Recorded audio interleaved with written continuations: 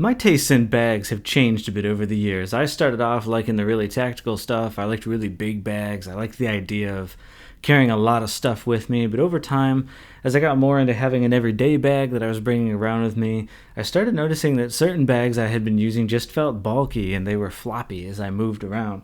One of the most recent bags, which is not going to be the star of the show today, I'm just bringing it out to show you that I had been using, is this Swiss gear bag. It's pretty big. I don't know the exact literage on it. I don't think it said on the tag.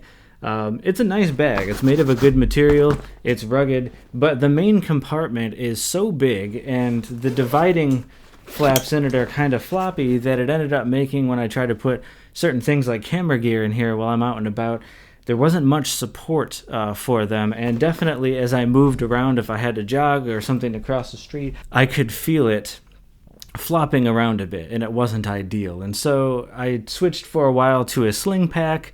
Didn't really care for that. It was too little space, and if I were to bend over to get something, it would swing around in front of me. And so that brought me to what we're going to talk about today, which is the Maxpedition Riftpoint. So this is a small 15-liter pack that I think is great for an everyday carry kind of situation, just to go around town, carry things with you. It works as a get-home bag, same deal. That's usually what I bring it for. I bring it while I'm out and about just so that I have things like pens, pencils, organizers, my little Maxpedition organizer pouch with fire starting stuff in it, and just stuff that if I were ever in a bad situation, it would be enough to get me home, that it carries things with me while I'm out and about that if I don't have, they end up being kind of a pain in the butt. And quite often while I'm out, I bring a camera with me, and the idea of having a bag that can carry my camera gear without having a dedicated camera bag is attractive. I don't really care for, personally, the dedicated camera bags a lot of photographers use because they're so hyper specialized on camera gear, they kind of stink as a bag for anything else, and I like to carry stuff with me. So first off, I'll say that it's excellent to carry. These straps on the back are very padded. The back has a lot of cushion to it.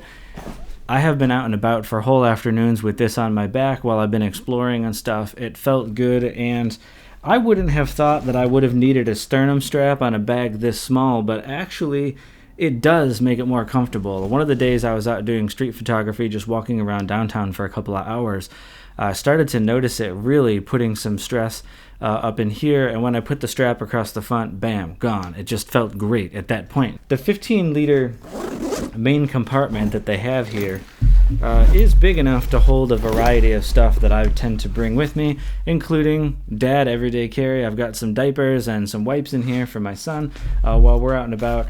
I've got duct tape. Like I said, I've got my Maxpedition little organizer pouch with some basic things in it. I'm not going to do a full pack breakdown for this, just because I want this video to be relatively quick, but it carries with me all of the main things that I would want for every day and a light kind of get-home situation.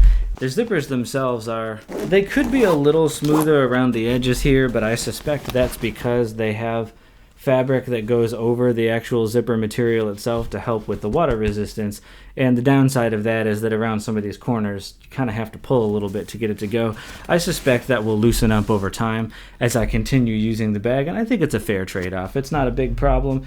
The quality of the zippers and of the material is about the best I've ever had in a backpack, and so this bag definitely feels like it could go on some adventures with me, that I could beat the heck out of it and it would be fine. I've taken this out in the rain a couple of times. It has great water resistance. So far, the rain has just beaded right off of this, and everything that I've had inside has stayed dry, so that's great. I used waterproofing spray like you would put on shoes and boots on my other bag when I took it to a water park. I did one of those log rides while wearing the backpack. I had my camera in it, so I was like, please keep the water out. It did a good job, but of course I had to treat it. This comes with all of that. The admin pouch is perfect for those types of things, like I said, that you just want to have with you, even if you don't use them super often.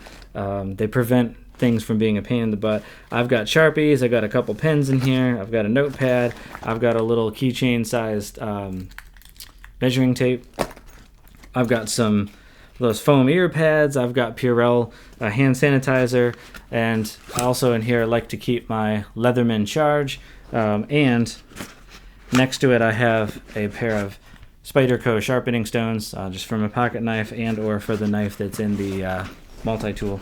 But what I like about the main compartment when it comes to photography is because of the mixture of 500D and 1000D material that this is made out of, it's a more rigid pack than some that I've had, and that works out great for camera gear because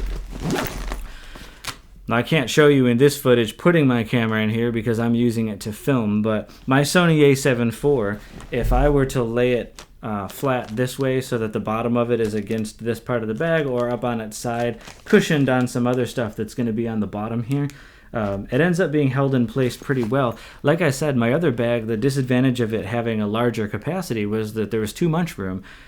This is kind of a benefit for the camera here because I noticed that from the bottom up, it's just about deep enough to be perfect for a camera. That by the time you zip it closed, that's pretty much solid right in there. I don't even have to put a whole bunch of extra Velcro pads, although this is hook and loop on the inside here, so you could put extra padding like you get in the dedicated camera bags and it would work fine. That's awesome when I'm wearing it to just swing the pack around, stow the camera when I need to, if I'm going to go into a store or somewhere where people would look at me weird if I'm carrying the camera out.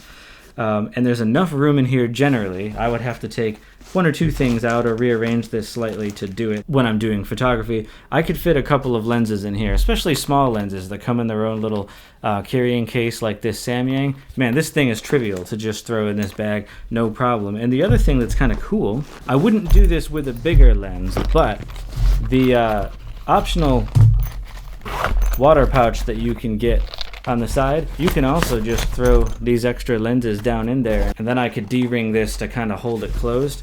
And that can hold lenses in a pinch on the side too. And this one's probably not the greatest example because it has an open top, but I have seen the attachments they make for water bottles that are a little bigger that actually have a zipper closed top. That would be ideal. If you have a couple smaller lenses like this or my Tamron 35mm that I've got here, and if I had one of those little zip soft pouches, which I have a few of, to put this in there, you could stack probably one or two of them in a water pouch on the side and seal it shut with the zippers so that it's not going to fall out on you.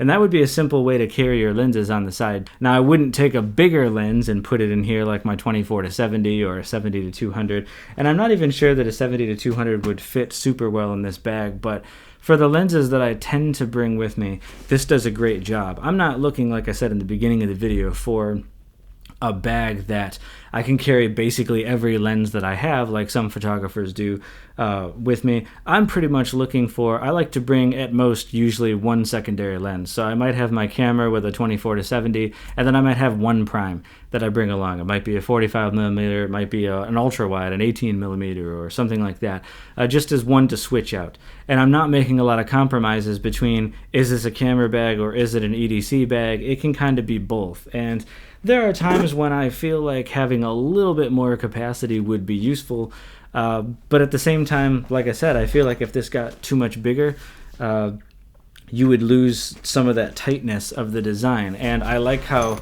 rigid it sits on my shoulders when I wear it. I have jogged through parking lots a little bit and moved around climbing up hills and things with this, and it is solid on the back. It doesn't make a lot of noise. It doesn't flop around. That's good for scenarios where you want to be quiet, or it's also just good for when you're carrying camera gear or other electronics like, say, your laptop or your tablet in here where you don't want stuff flying around on the inside of the bag, and I consider that really useful. A couple minor criticisms I would give of the bag just to keep things balanced. It comes in 3 colors. This is what they call the tan. I don't really consider this tan myself. I wouldn't say it's green, but it's sort of a tannish green. It's in between. When I think tan, I think more of a sand color, and I honestly would have preferred this bag be more of a sand color. This to me veers a little bit on sort of a military green. It also comes in a gray that matches this side pouch here. And on that note, that's kind of one of the other criticisms I would have, is that Maxpedition only offers some of these side pouches in 2 colors, black or gray. So if you happen to have the tan bag like I do, you're basically choosing your mismatch. And in this case, I went with gray because I figured as mismatches go, gray would look better with a tan bag than a stark black one would. But it's weird that they don't provide their own side pouches that attach with the Atlas system that's on this, which is pretty similar to Molly. In the same colors. And the bag does not stand up on its own. It mostly does, but it has a tendency to want to lean forward, and then you're having to lean it up against something this way, which means then if you want to get at it, if it's sitting next to you while you're in a chair, it would be better, obviously, if it were leaned up against a table this way and you could just get at all your stuff. But if it's leaned forward, then you're messing with the whole bag and holding it up while you're getting in here. It's not a huge deal. These are nitpicks, but there are things that I noticed while using the bag that if they were better, if it stood up a little better on its own, would be more ideal. It's a pricier bag, but it's premium quality. And for everyday stuff, I've grown to like smaller bags too, because I tend to fill my bags up. When I have a big 30+ liter bag, I tend to want to fill it, and then you always think by the time you're out moving around for the day, man, this is killing my shoulders, it's not comfortable. And so the smaller bag fills that gap really well. If you have questions about this bag that I haven't thought to include here, go ahead and ask in the comments. I'll do the best I can to answer them, as always. If you're interested in checking out this bag for yourself, I've got an affiliate link in my description. Obviously, like any affiliate link, there's no additional cost to you, but if you want to help me out, support the channel a little bit. Up next, I'm going to be talking about some flashlights again that go well in an everyday type of bag like this, so stay tuned for those. If you'd like more electronics and product type reviews, or you just want discussions about how our tech changes the way we interface with the world, go ahead and subscribe to the channel. That's a lot of what I talk about here. And otherwise, I will catch you guys in the next video. Thank you for watching.